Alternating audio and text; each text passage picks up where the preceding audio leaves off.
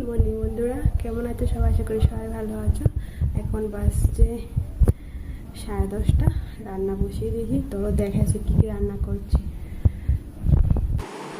তো দেখো কেন তেল গরম হয়ে গেছে, দেখেই বুঝতে পারছো করব হচ্ছে পকোড়া সকাল সকাল। তো চলো পকোড়াটা আগে বসিয়ে দিই, তেল গরম হয়ে গেছে। আজকে যেহেতু হাজব্যান্ড বাইরে আছে, তো আমি এখানে রান্না করছি আর দেখাচ্ছি ও কী করছে। ও আজকে বাবাকে পড়াচ্ছে।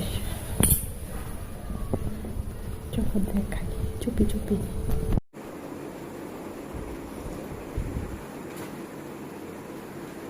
আগুনে বসালাম, দেখি কতটুকু হয়েছে। আশা করি হয়ে গেছে।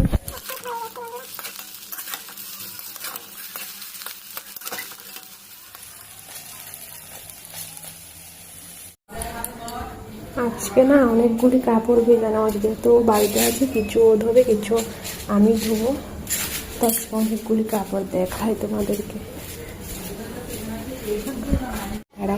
আগে রান্না বান্না সেরেনি। আজকে না ও বাড়িতে থাকলে কোথায় একটু যে বসে গল্প করবো না, ওই বাড়িতে কারো কাজটা বেশি থাকে। দেখো কতগুলি কাপড় ভেজানো হয়ে যায় না, কখন দেওয়া হবে। যাই হোক আজকে রৌদ্র দেখো, মেঘলা মেঘলা, এমন একটা রৌদ্র আজকে নেই কিন্তু।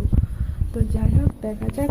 ভিজিয়েছি যেহেতু ওয়েদারটা আজকে মেঘলা মেঘলা, জানি না কীভাবে শুকাবে। যাই হোক ভিজেছি যেহেতু ধুতে তো হবে, তাই না? আগে রান্না বান্নাটা সেরে নিই।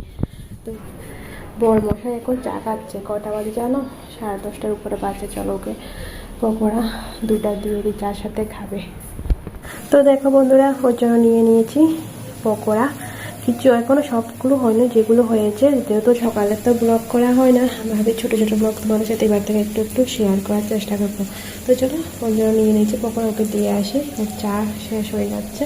তো যাই হোক আজকের এই ছোট্ট একটা ব্লগ তোমাদের সাথে সকালে শেয়ার করলাম। কেমন লাগলো অবশ্যই কমেন্ট করে জানাবে। সবাইকে টাটা।